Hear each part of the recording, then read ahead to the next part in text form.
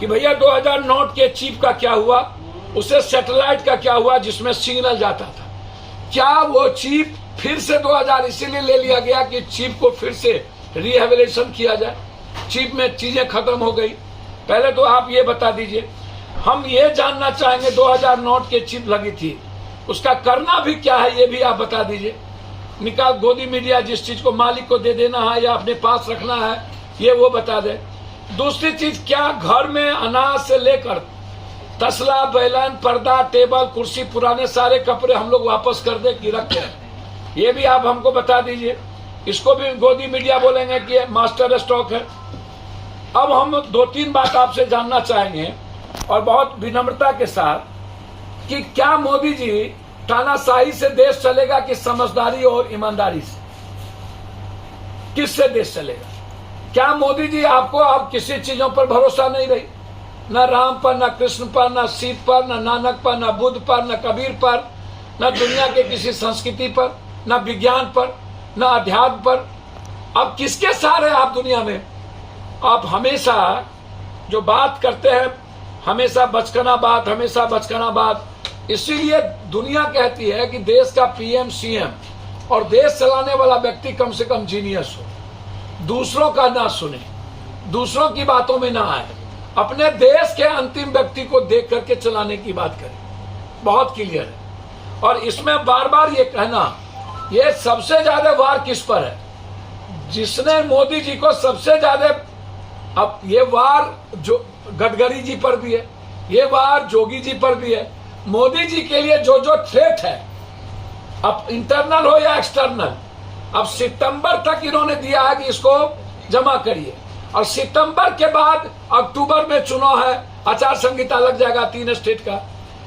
ये आप पूरी दुनिया को अगले बार भी चुनाव, अब 16 में, 19 में चुनाव था, और इस बार भी आप 25 में चुनाव है विधानसभा की, 24 में, और आप अभी नाटक कर दिए। तो क्या देश इस तरह चलता है? देश क्या मदारियों से चलेगा? देश बाजीगरी से चलेगा? देश आम आदमी की जिंदगी कैसे बचेगी उससे चलेगा? क्या हुआ? जाली नोट इक्वल हो गया। क्या हुआ? काला धन वापस कब आएगा? आतंकवादी गतिविधि क्यों बढ़ गई? और भ्रष्टाचार दुनिया के प्रचंड पर क्यों चला गया? नोटबंदी के बाद महंगाई इस देश की जिंदगी को नासुर क्यों बना दिया? नोटबंदी के बाद इस देश की बेरोजगारी दुनिया में सबसे ज्यादा क्यों बढ़ गई? नोटबंदी के बाद गरीबी इस देश की दुनिया में सबसे ज्यादा क्यों बढ़ गई?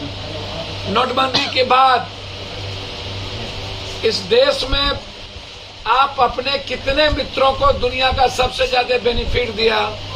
नोटबंदी जब 2016 में आपने की थी तो उस वक्त गुप्त एजेंडा बिल्कुल था कि आपको सत्ता में इन प्रकार आना है। पहले से आपने साजिश रची, और बिल गेट्स के कहने पर, बिल गेट्स क्यों?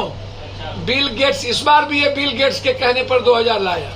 बिल गेट्स चाहता है कंप्लीट हर चीजों को डिजिटल कर देना दुनिया में, ताकि उस इन बाहर के लोगों को भारत की एक एक चीज कब्जा में करके रखने का उनका जो प्लान है डिजिटल मीडिया का, डिजिटल, वो बिल गेट्स उसमें पूरी साजिश उसमें रच ली। तब भी और अभी भी 2 गुप्त एजेंडा था। एक गुप्त एजेंडा था कि भारत को डिजिटल करके वर्ल्ड के हाथों में दे दिया जाए और भारत की भूमिका खत्म कर दी जाए। दूसरा एजेंडा था कि एन के प्रकार नरेंद्र मोदी जी के पास सारा पैसा, उनके मित्र के पास सारा पैसा चला जाए और चुनाव में उनकी एजेंडा हो, दूसरी की कोई एजेंडा नहीं हो। अब मैं ये जानना चाहूंगा कि 54,000 करोड़ रुपया जो गायब है वो कहाँ गायब है? आप बोलते क्यों नहीं?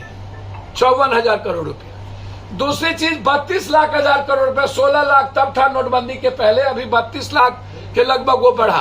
फिर ऐसी क्या जरूरत पड़ गई इनको 2,000 रुपया? जब आप 2,000 रुपया लाए, आप उस वक्त बार बार कहते थे, मैं गोदी मीडिया जो था वो बार बार चिल्लाता था, master stock, master stock, master, और अभी भी वो गोदी मीडिया मास्टर स्टॉक दोबारा चिल्लाने लगा। ना कुछ आता है गोदी मीडिया को, ना कुछ जानता है। और जिस तरीके से ये गोदी मीडिया के लोग हर झूठ फरेब उल्टा पुल्टा में मोदी जी का सपोर्ट करते हैं। इसीलिए देखिए, मैं मोदी जी को एक सलाह देना चाहूँ, वापस आओ फिर से गांधी, वापस आओ फिर से गांधी, अपनी बनाने को सरकार, वापस आओ फिर से गांधी, देश के कोने से आती बस अब यही पुकार, वापस आओ फिर से गांधी, वापस आओ फिर से सुभाष जी, वापस आओ फिर से भगत सिंह। अब सामने सामने अब भैया मकस दी। नेशनल दस्तक की आपसे गुजारिश है कि अगर इसको बचाना चाहते हैं तो नेशनल दस्तक को सब्सक्राइब करने के लिए रेड कलर के सब्सक्राइब बटन को दबाएं, फिर बेल आइकन की घंटी दबाएं। नेशनल दस्तक को बचाने के लिए बहुत जरूरी है कि हर खबर को शेयर करें, लाइक करें, कमेंट जरूर करें।